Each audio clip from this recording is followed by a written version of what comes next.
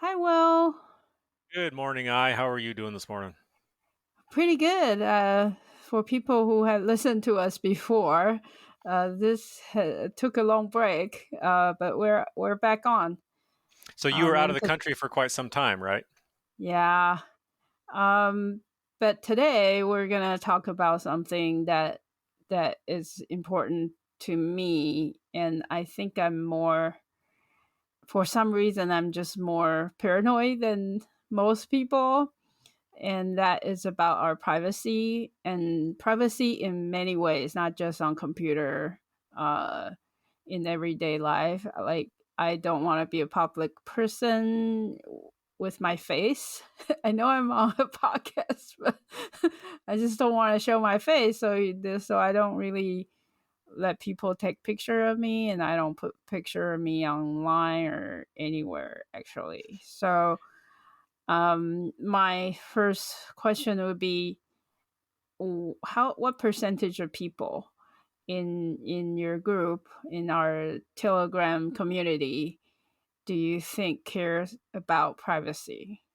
Well, I would say that 100% of them care, but there are varying degrees and there are varying degrees of inconvenience people are willing to endure to make sure they have their privacy. And there's probably a lot of people who don't realize how a lack of privacy can cost them. Uh, if you Yeah, don't like how understand, invasive the world yes. actually is. Yep. Yes, and so because now, especially with where you have artificial intelligence um, examining your every interaction with a computer, I ask myself this question, and that is, can technology steal your soul? And in my opinion, the answer is with your participation and approval, yes, they can. Yes, technology can.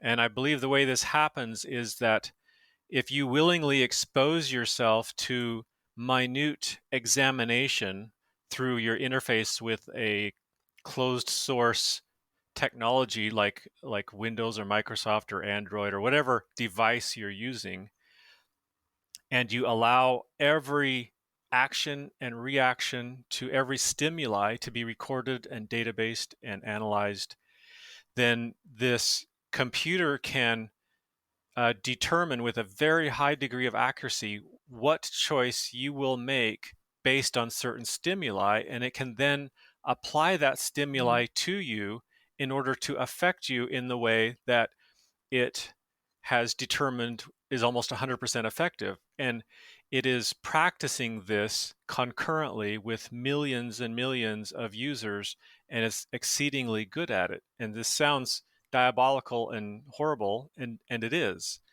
So, So not so there's caring, that. not caring is kind of like allowing yourself to be manipulated. Yeah, it's like there's a vampire knocking at your door, and you're like, yeah, sure, come in. I know you only want a little blood. I mean, I've got lots of blood. I've got stuff to worry about, and especially if the vampire is offering convenience on the way, they'll give you all kinds of convenient fixes for all your inconvenient problems. I'm gonna sidetrack a little. Yesterday, I just heard something about, uh, if blood is removed from you, then you lose a big chunk of your immunity. So if you allow your data to be leaked out like that, that means you're less protected. Yeah, and so your data is not just it's not just like a little bit of information about you. Your data is in a way it's part of your soul because it reflects every ounce of free will you have is recorded in that data, and it can be captured if you're not paying attention. Right. And another thing that I don't think people realize is that you think that you are careful, or you don't even know that, because this data could be coming from anything. So they could do it to a point where they can tell where you'll be at any moment of the time. So Exactly. Yes. yeah, And so they can in predict. some countries they have like almost one camera per person in public places. Oh God, that would be my nightmare. Yeah. so so uh how does privacy relate to building rebuilding our culture? Well, we need to take responsibility for all of our technology and basically excommunicate anybody who is who considers it their mission in life to make us their serfs or their slaves or their peasants and profit from us in some way. Because that's kind of what's behind it all is treating us like a class of farm animal where we are farmed for sustenance for everything we produce. And if we want to develop our own culture that is free from this kind of control, we have to stop giving them all of our information because knowledge is power, and in this case it's power over us. So Right. Not only we have to pay for, not only our data is taken from us, that's valuable. We are paying for other people to take it from us. exactly, we sign up to some service, and you know every click you do on Netflix, every movie you watch, every hour you spend it goes into the database, and they match you up with the millions of other users, and because your behavior matches the behavior of these other people, they can then infer things they know about these other people are also true for you. So, and that's just one level of depth, and it goes much deeper than that. Yeah, I'm still shocked when I hear people say things like, "Oh, I just search for this, and all of a sudden this ad pop up in my such and such social media, and that is amazing." And I'm like, "How is that amazing? That sounds horrifying to me." Yeah, to some people it's actually convenient, and sadly, I have this saying that the road to slavery is paved by convenience. Okay, and so what are the hmm how should I ask this? What are the ways that people might not realize they're leaking data? Well, I mean, it's these days the vast majority of it has to do with our computers and devices, and specifically the cell phone, because it. I don't think people grasp the magnitude of what happens with contact tracing, and we didn't used to call it contact tracing until the past couple of years, but that's what it is. Imagine I could look at your phone over a period of a year, and then map every other phone that you came into close proximity with for long enough that I can infer some kind of social interaction.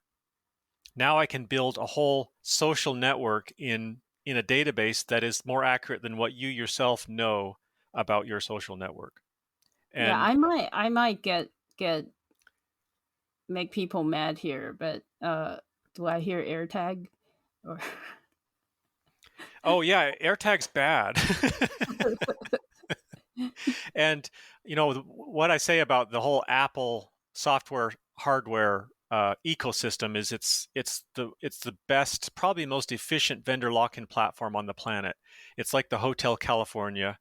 It's so wonderful on the inside, but you can never leave because all of your life is invested in this platform so deeply, and it's so wonderful for what you want that you ignore what it's taking from you. And when you do try to leave, all of your pictures, your videos, your life, they make it hard to get out.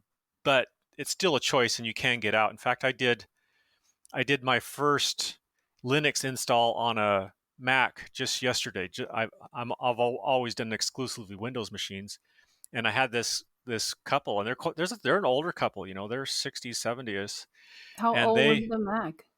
the Mac was, I think, it's about 4 years old. Oh, It's that's pretty iMac new. 17, I think. Did it have the MX chips? I No, it didn't have the newer chips that make it hard. So when I put Okay, Linux on it, good. it was really easy. I mean, it basically it Yeah. gave up the demons with barely a whimper, and I Yeah, I put did. Linux Mint on it. I made while I was overseas. I converted a very very old Mac Air, I think. Yeah, notebook, and it was like 2011, and it was just new enough to avoid having to go back to 32 bits, which Oh, for okay. it's not it's a lot of the Linux operating system have gave up on that, I think. Because Yes, yes. yeah, so it was so easy, it was so much easier than my Chromebook. You just plug Yeah, it in and it worked. yeah, and it is quite easy with most Windows machines. It is quite easy with cell phones. If you want to uh, strip the closed source operating system out of your cell phones, and with the iPhone, it's pretty much impossible unless you're a real geek. Yeah, I've yeah. heard of people doing it, but it's not something the regular user could do. But with a So number of other Android phones, you can strip off the Android operating system and put in a open source operating system. right, and it because it's Linux based anyway. Yes. And can before we go to that detail, should we talk about how AirTag can actually? Because it seems okay, right? Because it's saying that we're just each individual uh, AirTag is tracked, but they're not. How do I say this? They're actually, if each person carries that, then they can link the data together.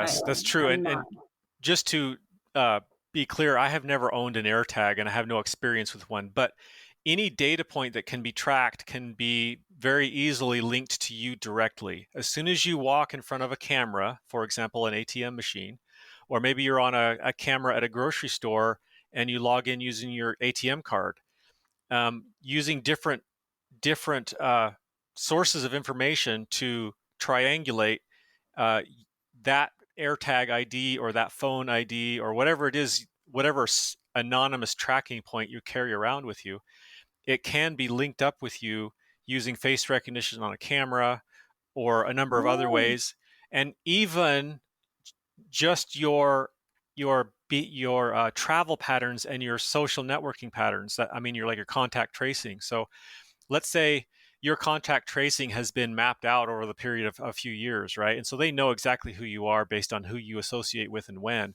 And then right. you switch it out for a new phone, and maybe this is like a you want it to be like a burner phone or something, and to keep your privacy. But if they're tracking that phone's location, even though they don't know you own it, very quickly they're going to determine that you do in fact own it because it's going to follow the same pattern as the old pattern was.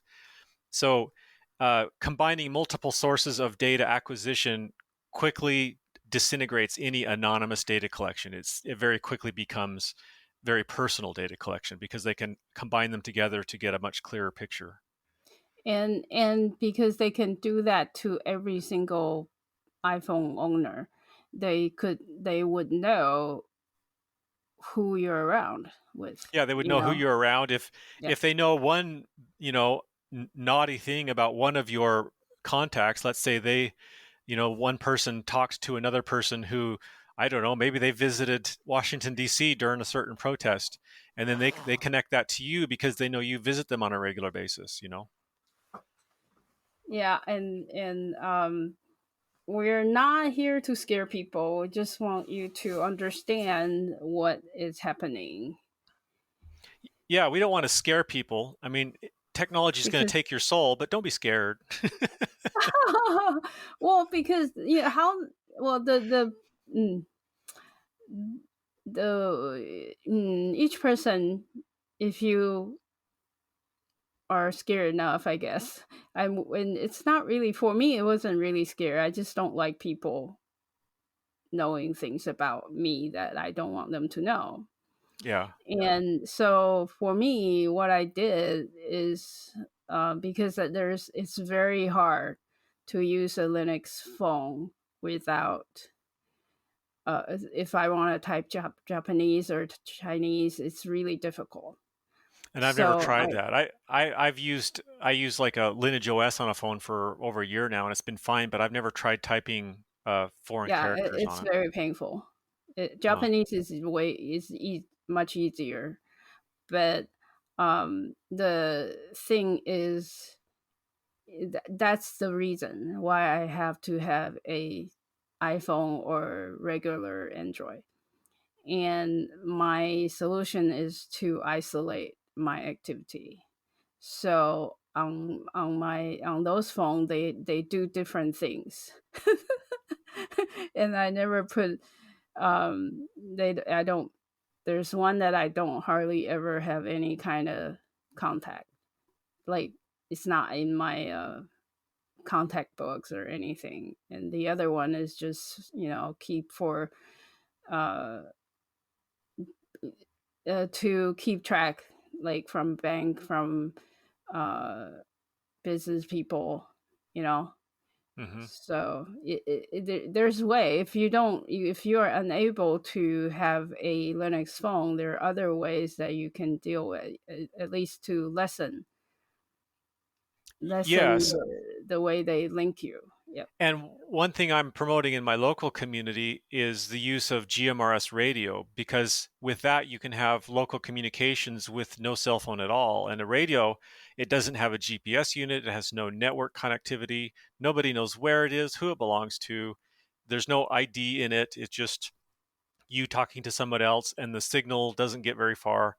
It's possible that a government listening post could track you if they thought you were a criminal, but that would take a lot more effort than someone just monitoring the internet from another country, you know? Yeah, so so that's a solution if you are not if you're in staying in your neighborhood, I guess. Yeah, if for a local community, and when I say local, I mean within maybe a 20-mile radius is pretty reasonable to get good radio communications with GMRS. To go further than that, you need ham radio, but it Oh. I would encourage anyone to get into that just to reduce your dependency on the cell phone, because there's this community down in Northern California where the wildfires came through, and they call it the Camp Fire, and it came through and it took out cell towers, landlines, everything, and nobody had anything. It was just gone. It was like back to the dark ages for a while until the communications came back. And and so what they did is they set up a GMRS radio net in their community to provide a backup. And even the sheriff's department is on that net. And last night, for example, we were talking on our local GMRS radio net, and one guy called in from the local hospital emergency room, and so even they have a GMRS radio, and they were monitoring that. So there's a lot of room to build communication functionality there that can, I mean, it's not nearly as convenient as a cell phone, but it's like a step backwards in technology. That's something that's a lot more under our control and a lot more understandable. Yeah, I never. Oh, I really resisted having cell phone until I had to get one.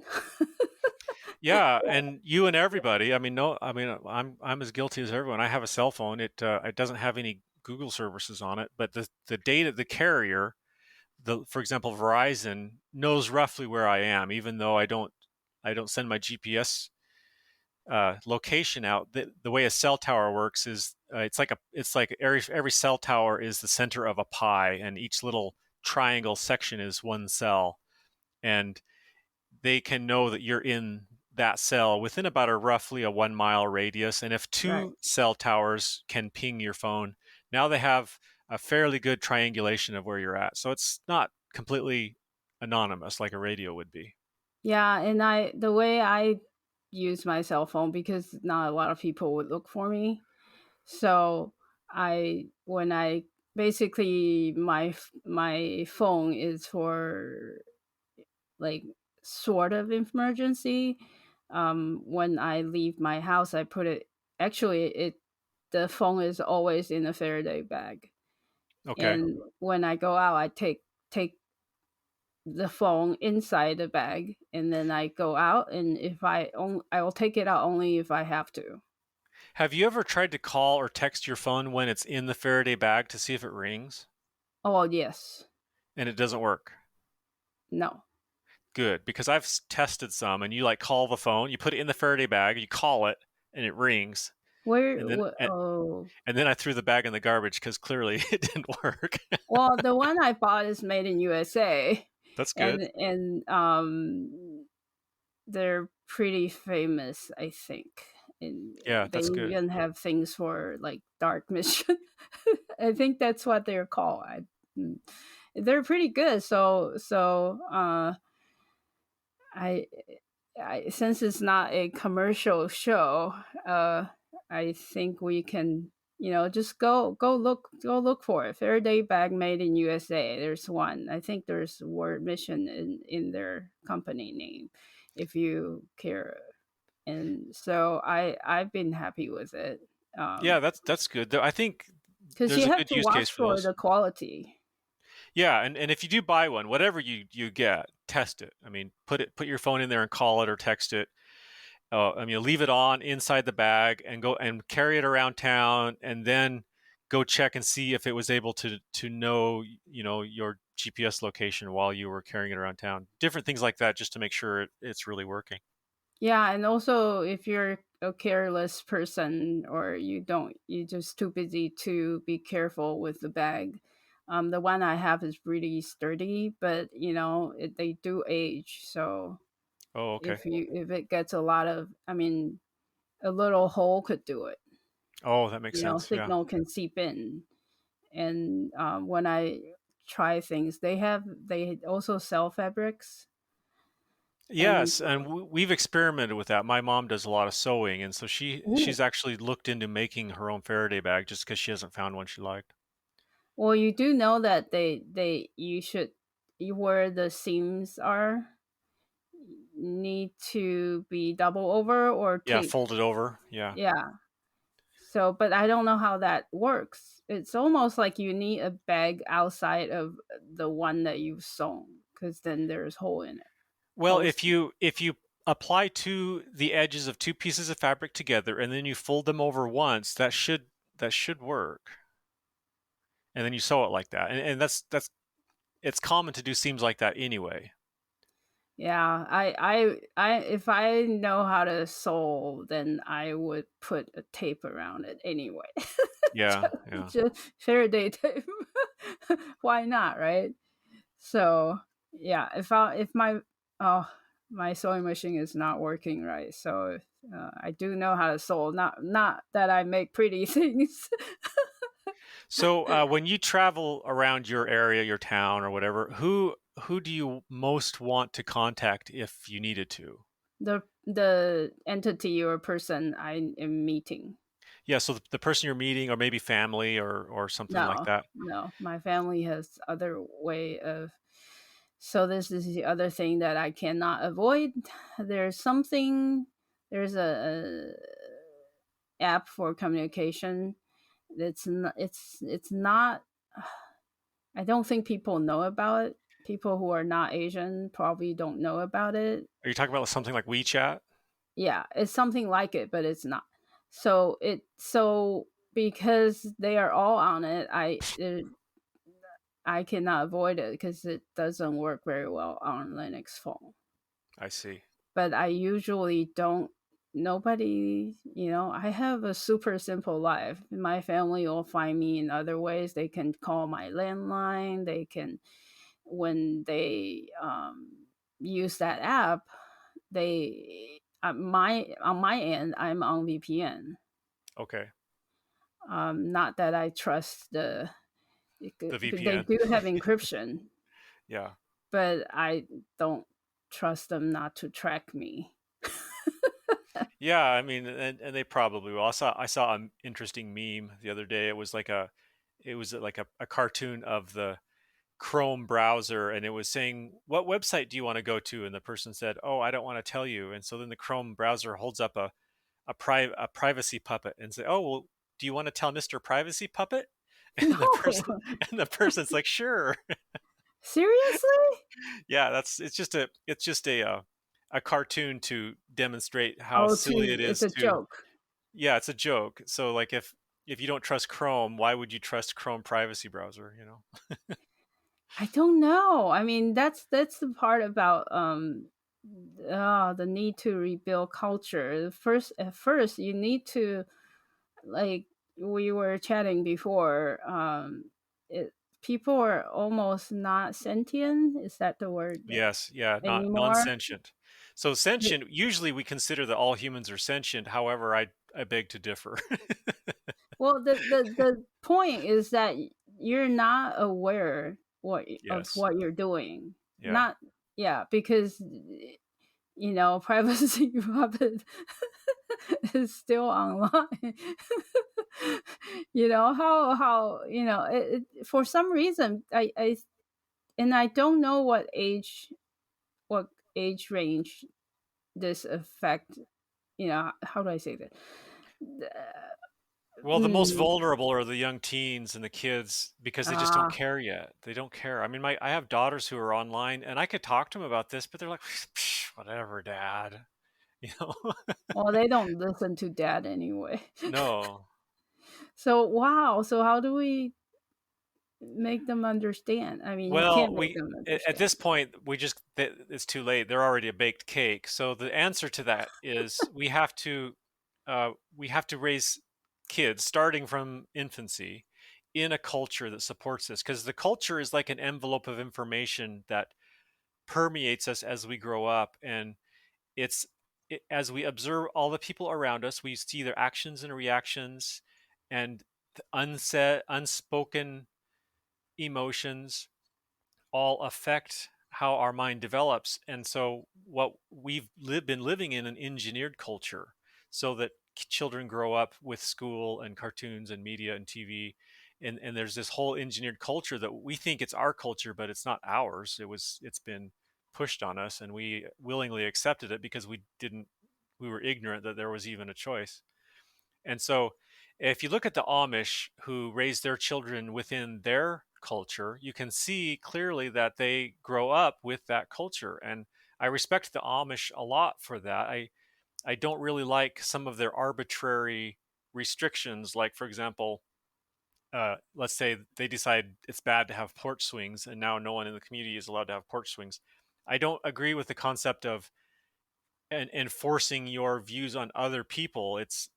But I do Mm. like the idea of saying, okay, I'm gonna take this apparently harsh view of culture, and that's how I'm gonna raise my family, and I'm gonna try and hang out with other people who share those views. But what I'm not gonna do is try and enforce my views on other people. If they're close enough to me, then we'll hang out. But if they want to, like, do commit criminal acts based on whatever their belief system, of course I want to distance myself from them as much as possible. Yeah, and the other thing about privacy is that I grew up in, and I don't know why nobody around me, family or friends wise, they don't seem to care as much as I do. Even though we kind of grow up in the same way.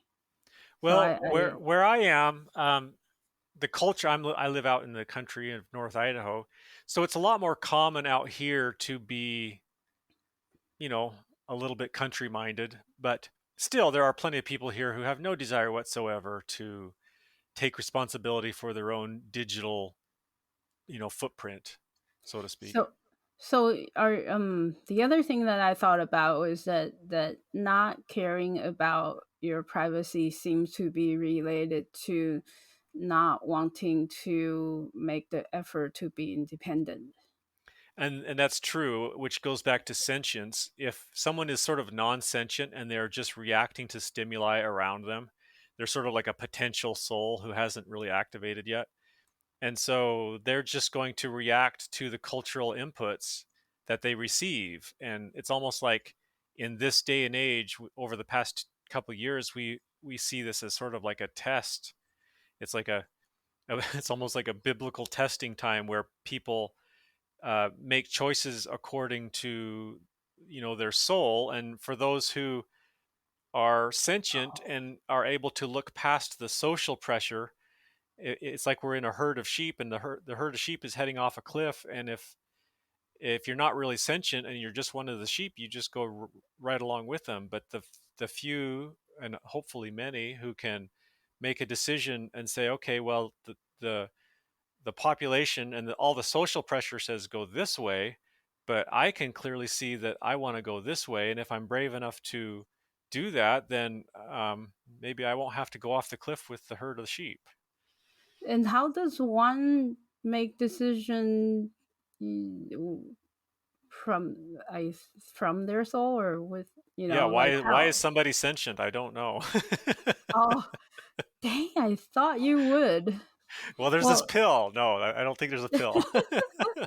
well, mm, because I came from like the engineering background, and so I was on that end. The I have no, everything is logic. It's kind of, that's how where I came from.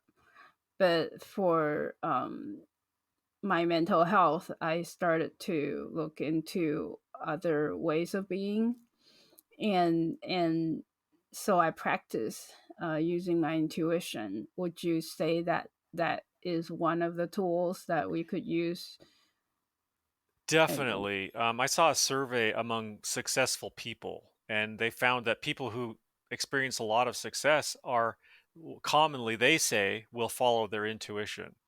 And whether intuition is some sort of information that is paranormal, or it's just some subliminal data in our mind that we don't normally have access to, but it's a real thing. And I think that in our society, the self-employed have a tendency to be more self-aware and more self-responsible than the employees. And I say that as, I don't mean to mm, uh, be disrespectful to employees. I've been one most of my life, and so I don't say that by observing and looking down on employees. I say that from personal experience. So being self-employed is certainly harder, and for people who can go against what is commonly thought as real, they can sometimes get more success. I think one aspect of genius, when people, we look back on historical figures and call them a genius, I think a lot of what makes them a genius is not so much their intelligence, but rather that they were, for whatever reason, they just didn't have the social pressure to go along with everybody else. They they could see something that was different than what everyone thought, and they didn't feel the pressure to go along with it. And I think that's a big component of what we call a genius. I think you just kind of described me. Yeah, That that you just don't feel, for some reason, and other people might consider it a bad thing, but for whatever reason, you just don't feel the pressure to do what everyone else is doing. Or I actually don't like doing the things that most people do. Yeah, I agree. I agree. I'm the same way. There's people have certain things that they consider valuable, and that's what's important to them, and I just have no interest in that whatsoever. Right. And the other thing I think might be helpful to people who are kind of just starting to see things, or, because otherwise you wouldn't be hearing this, I guess. Um, i- if you, how do I say this? When people or entity ask you for your information, and that includes something passive like on a computer, on your cell phone, and because they do need to ask, they have to ask. So you first thing I usually would ask is, why do you need this data from me? Hmm. So a lot of, that should start you from thinking. If Yeah, and you the answer to the question why, if you look at big tech and big government, which is now sort of formed into one giant oligarchy that wants to own you and control you, that's the answer of why. Because the more they know, the better they can, the more easily they can control you. And it seems like there needs to be a component of free will in this, so that they can't just um, overtly control people. There seems to be some free will. I noticed this with the vax also, that there was this free will component. It was you saw people talk about being forced, but no, it was either choose this or lose your job or whatever. But there's always this component of free will, and so I'm not sure what rules of the universe make that so, but I observe it to be true to the best of my ability. And so when you say, "Oh yeah, they have to ask for your data," and you then you want to know the answer of why, why do they want the data? Well, to better control you with. Well, actually, my reasoning for mentioning asking why is more of helping people become aware of the value, their own value, the Oh, value right. of their Yeah. data. Yeah. The like it's not they're not like your family or your friends. Right. They don't really care about you. They Yeah. want your data. Yeah, they want your data. And we have been raised as kids to not know, data is new to us as a society when we're fresh out of the jungle. And then someone come along with these shiny things and put them in our hands, and we can watch YouTube on them. And it's slow for us to get to the point where we realize what this data is and why privacy can help keep us free. Yeah, because otherwise you're being actually that helps them from telling you, like brainwashing you in a way that you would not Yeah. notice. If you're a farmer and you have 1,000 cows, you put tags in their ears with, and nowadays there's even RFID tags, so that everywhere the cow goes, it passes sensors, and every time a health inspector comes, they scan the tag. Why do you why do you want this data from the cow? Okay, so the cow is sharing data. It's all of its behavior, its location, its eating habits, everything. That's data. Now, why does the farmer want this data? Well, because it makes it easier to control the cow for more profit. And it's the same with us. Oh my god, when you tell that story, I didn't see cow, I see people. Yeah, yes, That exactly. is, that is not good for me. If I had nightmare, it's your fault. Yeah, one time when I was delivering fuel, it was over in the Seattle area, and they were uh, building that new. It was like it was a new kingdom. What did they build after the kingdom over there? Anyway, they built some new cathedral, or not Or cathedral, but stadium. a stadium. And it was during the construction, and I was driving a small fuel truck, and I'd go in and fuel. We called it wet hosing all the equipment. And I arrived there at quitting time because everyone needed to get out of the way, and then I would go in and fuel. And at quitting time, all the guys with hard hats would leave, and the security guard would scan them out, and that's how they would basically clock out. And they all had a barcode on their hard hat right in the front. And I couldn't believe that all these people would line up like sheep, and each of them would go up to the barcode scanner guy, bow their head down, and he would scan their barcode. And this was in the 90s, or like maybe just after 2000, late 90s, somewhere around there. So what would be the alternative? I don't, I mean, to go back to actual time card or what? Well, I Because you found it need to ironic that they had a barcode on their forehead, I guess. like there's The mark of the something in the beast. grocery store. Yeah. I don't. Yeah, it's kind of hard for when things. How do I say that? When community become large like that, like big company, big project. You need a way to track people, but I guess as long as they don't need the workers didn't need to uh, keep that barcode with them after work. How do I say this?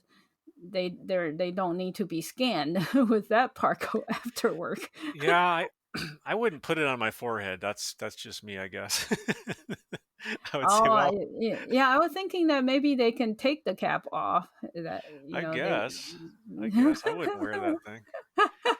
Yeah, I guess when societies and cultures become too large, they become impersonal, and I think our psychology of our human nature doesn't do well once the community becomes too large. Suddenly, everybody in the community becomes a stranger, and you only do one service for the whole community. That's your job. And then you go buy everything you need from the community, and you're just mostly from strangers. You go to the store, you don't know anyone there, you don't know the cashiers, you don't know who owns the store. You just buy what you need, and there is no there. In fact, there's no more community. It's like the community grew and grew and grew until there's no more community at all.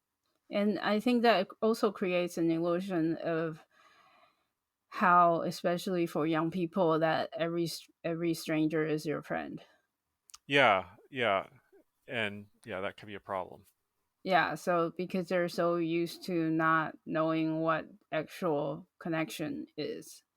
Yeah, so So we've never had to depend on our local community. So why do we need to like sort of vet them for civilized moral conduct?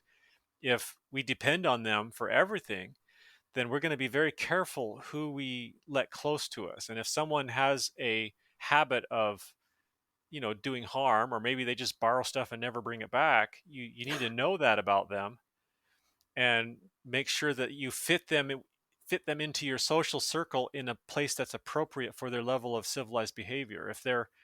If they're really honorable and they have a lot of integrity, and they're not going to screw you over, you can let them in closer. And if you know that they mean well and they're not going to intentionally harm you, but they're not really bright and they might unintentionally do harm, you might give them a little more distance.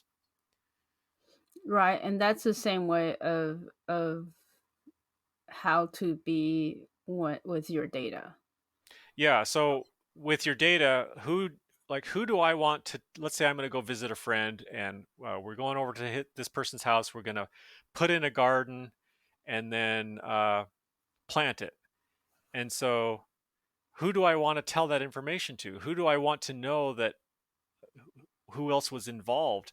Because if I go to this person's house and I'm bringing my data, my spy device, I'm bringing, Google, Facebook, whoever all the usual tracking culprits are, I'm sort of inviting the whole world spy network over to my friend's house with me, and then I'm going to uh, provide information not just about me but also my friends, because now the spy device is going to know where my friends live, who also visits them, and it's like inviting someone to your house for dinner, and you open the door and they come in, and a dozen men in black follow them in, and you say, well, who are these guys? And they say, oh, they're just here to observe.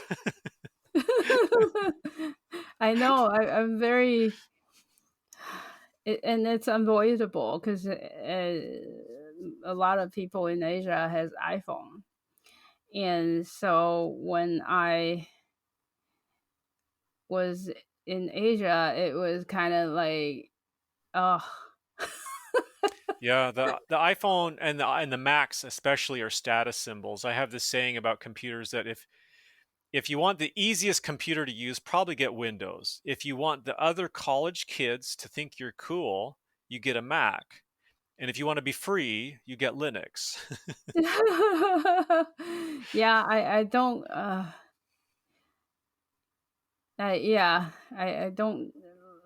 I know people love their Mac product, and I do. I love Mac product. They're a good product. Um, it, it's very, like I said, it's, depending on how you need to use it. There's, and from my experience, iPhone, it's still easier to use when it comes to typing, uh, Asian languages. So that makes it really something. Yeah. So like I said before, you got to find your own solution. But Yeah, in I don't know what the solution to like kanji characters are. Um, but yeah, I couldn't even get it. I couldn't get it to work well on good for that app, specific app that I mentioned. That's like WhatsApp. so You, on an on iPhone computer, or like you can't even do it right. on an So iPhone, how do you type in a special character like the kanji character? I'm so having a hard time there's envisioning that. yeah, there's a few ways. I mean, it's much easier with Japanese because if you can enter romaji, then you're fine. Hmm, And so that's like kind of like typing in English. And interesting. so, but if you went to character based stuff like Chinese, then you would have, depending on where you are, you could use the similar stuff like pinyin, which is basically romaji in Chinese form. And there's So other I ways don't know of much about entering. Chinese, but does Chinese have? I mean, in Japanese you have the hiragana and katakana characters, which are like the phonic characters. Does Right. Chinese have that at all? Yeah, that's what pinyin is. Oh, okay. But it's if you're not someone that's used to that, it may be difficult, and especially that I have been away for so long, I need more than one way to find the character I want. And there's also the most convenient one. If you do remember your characters, then you can write it. You can use your finger, like How about write it. speaking? Can you do like speech to text very I easily? don't like to speak because they do. You don't know what they're doing with your Your speech. voice? Oh, lovely. Yeah, not no, don't Yeah, no. and I don't use that either. The Android phones have that, but on the once you get an alternative operating system, like I have Lineage, it doesn't have that. It doesn't have like you can't just speak in to write a text. Yeah, I think on iPhone you can too. Yeah, I just I'm sure you didn't can. care to use it. Um, because I think one time I was talking to a friend or on the app, and she was, you can't type Chinese that fast. I don't care how good you are with it. But she was so fast. I was like, "How are you doing that?" She's like, "Oh, I use the voice translator." I'm like, Oh. "Oh, that's pretty good." And later on, I realized what it does. So um, I know we were planning on speaking about more than this, but I think we need to leave the solutions for the next episode. But do Okay. we Yeah. wanna give Yeah, I think out a that's a good little idea bit? because it's a big topic. When you start getting into the solutions for the privacy, especially especially for the data, the phones, the computers, and everything, that's a big topic. So I think that's a good idea to do Right, a and show on just that. to give a teaser, I guess there's a lot of people know about VPN already, Hmm. but there's interesting issue with VPN because do you want to trust that VPN company, Yeah, who and set up the VPN? Was it a CIA front? or some scrupulous, is that the word, Unscrupulous. unscrupulous, Yeah. so those the people that doesn't have good intention, Yes. um that would that don't have good intentions, well, you don't know what they're doing. Yeah, and So trusting people is what got us into this mess to begin with. So yeah, tr- but then trusting corporations. right, there you go. That's my question. It's like if you don't trust anyone, it would be hard to live. Because we have this idea that a corporation is like an identity, right? But the corporation can be owned by a different person the next day, but still have the same name. And so the way we think of it, it's still like the same corporation, but they could change their identity overnight and you would never know. So even if they're honorable today, there's no reason they'll be that way tomorrow.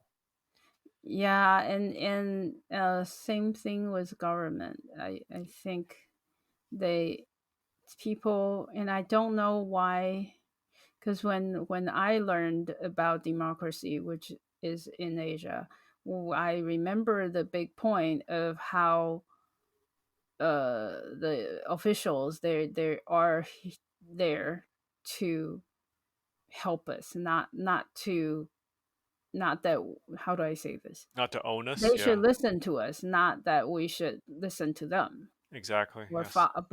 obey them. We're Yep. not asking them to obey us, but they should express our wants Yeah. or So will. that's a basic representative government, and an uncivilized culture is incapable of maintaining a representative government. But I don't think people realize that. I don't know how people forget it. Even, I mean, especially in the States, which all these ideas came from. Yeah, well, it has to be inculcated in the culture. And so I think in order to get to the point now where our government is so corrupt, our culture had to be corrupted first. And this started 50 years ago, 60, 70 years ago, long time ago. And so the answer is not to get the right person elected, in my opinion. The answer is to rebuild our culture from the ground up. And so we spent, more than a century getting to this point, and it might take multiple generations to recover it. I don't know. I hope we can do it faster than that, but maybe not. But either way, we have to try. We have to do it. Right. And so the other solutions, there are many different solutions, and on your computer we suggest Linux. And with that, you need to, how do I say that? You need to own it, I guess, because right now, whatever you have that's not Linux, other people own it. Right. Exactly. And And they when you own own you. something, you need to, yeah. So when you own something, you need to be responsible for it. Yes. Self To responsibility. It's if you're letting someone else take responsibility for the inconvenient part, you're giving up your soul. Right, and the thing I noticed the difference is once I'm on Linux, I am much happier using my computer. Me too, because you always run into these little idiosyncratic things, both on the operating systems and on closed source software, where they've done something, they've made some change that was made for a reason other than to make it easy for you. It was done to maybe, I noticed this with Office, Microsoft Office. They keep changing things for no real reason other than to build an ecosystem that locks you in and makes it more difficult for you to leave and use something more free like LibreOffice. Well, And it's actually, it's, unnecessary complexity. I think people don't realize that there are options outside of Office. But Yeah, there's good but options. when I start using LibreOffice, it was interesting, and mostly I use the Excel Y- equivalent, Yeah, which is they LibreOffice call, Calc. Yeah, I use yeah, it yeah. frequently. So there's so many interesting functions. Like I was trying to copy um, across a few cells, and you just select two, and you, how do I, yeah, you select two, and you use a way, you just You drag the move box. it Yeah, over, and then everything get copied. And if I like, I one time I was doing a certain day of each month, and I select two, and I drag it down, and everything was done correctly, incremented incremented. by Yes. month. And I'm like, oh my god, this is so cool. Yeah, it's fully functional. It's if you liked Microsoft Office 10 years ago before they made all the weird interface changes, it's like that. Yeah, It's so the thing with Linux and other I guess free and open source. Free yes. doesn't just mean free of charge. Yeah, It because if it's just free but still closed source, it still might be there track, like to all the apps, sell all your the data. free game apps on your phone. Yeah, it You're needs to be selling your open data. source. It needs to be open source so that anyone can read what the code says. And you don't specifically have to read what the code is, but people will read it. There's lots of people in the community who will read the code, and if they find something bad, they'll scream about it to high heaven and everyone's going to know. Yeah, I really appreciate them because I have no way of understanding. I mean, I know a little bit of programming, but there's no way I can understand what the code is doing. Is it stealing our data? Is it sending it somewhere they're not supposed to be sent? You know? Yeah, and there's ways to find out. Let's say you download a new program and you don't have to read the whole code. You just have it on your computer and you just put a package sniffer on your network just so it's monitoring every IP address that your computer calls.